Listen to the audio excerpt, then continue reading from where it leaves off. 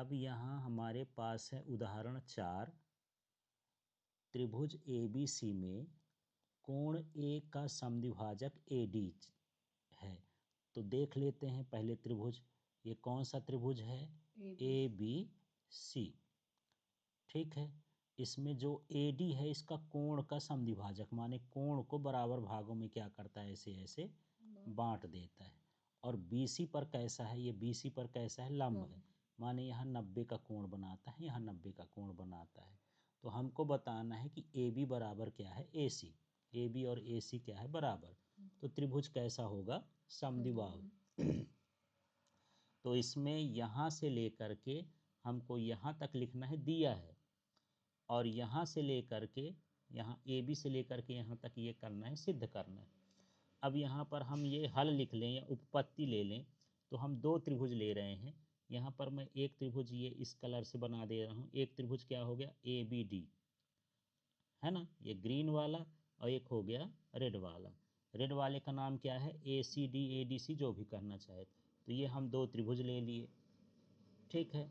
अब इसमें हम ये देखते हैं कि कोण, जो ये वाला कोण है और ये वाला कोण है, बराबर हैं, यही ना है।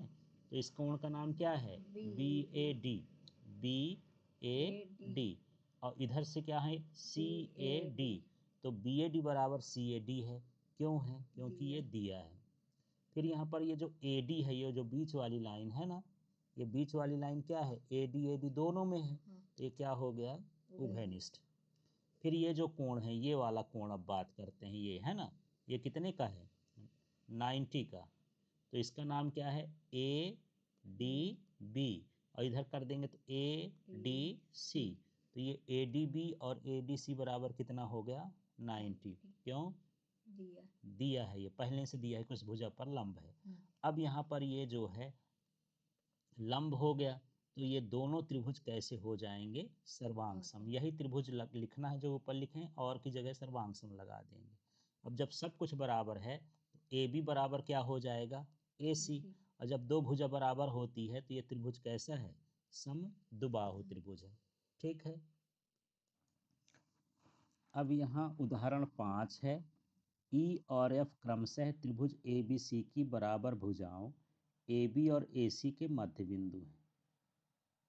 अभी चित्र देख लेते हैं। दर्शाइए कि BF बराबर क्या है? CE है। तो इस तरह का प्रश्न है, और इस प्रश्न का इसमें देखते हैं। तो हमारे पास एक त्रिभुज क्या है? ये ABC। ठीक है। इसमें जो AB का मान है और जो AC का मान है, वो दोनों बराबर हैं। और जो E है और ये जो F है, इसका ये मध्य बिंदु है, उसका वो मध्य बिंदु है। ठीक है। तो हमको ये सिद्ध करना है कि ये जो BF है, ये वाला भुजा और ये वाला भुजा भी क्या होगा? बराबर। मतलब हम दोनों त्रिभुज को क्या करें? समरूप सिद्ध करें। इस त्रिभुज का नाम बताओ। यहाँ पर एक बार ये वाला ले लेते हैं, ये वाला त्रिभुज BF वाला, ये मिल गया है? ये कौन सा त्रिभुज है? ये है BFC। एक त्रिभुज ये मिला। ठीक है। तो हमारे पास क्या हो जाएगा? या फिर ऊपर वाला त्रिभुज ले लिया है ये ना, ABF ले लिया है। तो यहाँ पर देख लेते हैं, ये है ABF। बाकी कैसा भी सिद्ध कर सकते हो, नीचे से भी ले सकते हो। ABF हो गया। ठीक है। और यहाँ से क्या हो जाएगा? एक दूसरा त्रिभुज क्या हो जाएगा? है ना, इसका मैं कलर चेंज कर देता हूँ, A से ही ले लेते हैं। ACE, ये वाले त्रिभुज हो गए, है ना। एक लाल वाला ये मैं त्रिभुज बना रहा हूँ, और इस तरह से। ठीक है। नीचे वाले भी त्रिभुज ले सकते हो, सिद्ध करने का तरीका अलग हो सकता है। ये त्रिभुज ABF ले लिए, एक बार मिला लेते हैं। A, फिर क्या है ये? B, और ये F। और दूसरा है ACE, ACE। ठीक है। इसमें हम देख रहे हैं कि जो AB है, इसका क्या है? AB। और इसका क्या है? AC। भाई ये इसका क्या हो गया? AB। इस त्रिभुज का क्या हो गया? AC। ये दोनों कैसे हैं? बराबर। कोण A उभयनिष्ठ है, तो कोण ए बराबर हो गया। और ये जो ए ई है ना, ए ई है और ए एफ, ये मध्य बिंदु है ना, तो ये भी बराबर हो गए। तो इस तरह से ये दोनों त्रिभुज कैसे हो गए, समरूप सर्वांग सम हो गए। किस नियम से, यहाँ पर दो भुजा है और एक कोण है, तो माने एस एस नियम से। ठीक है, और जब बराबर है तो इसके ये वाली भुजा भी बराबर होंगी, तो बी एफ बराबर क्या हो जाएगा, सी। तो ये अपने पर डिपेंड करता है कि हम नीचे के त्रिभुज भी ले लेंगे तो ऐसे करेंगे, ऊपर के भी ले लेंगे तो ऐसे करेंगे। ठीक है, दोनों तरीके से यहाँ पर हम इसको सिद्ध कर सकते थे।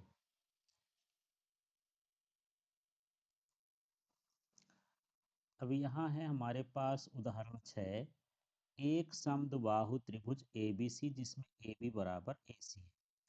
ठीक है, तो ये समद्विबाहु त्रिभुज है, ये ए बी हो गया और ये क्या हो गया, ए सी हो गया।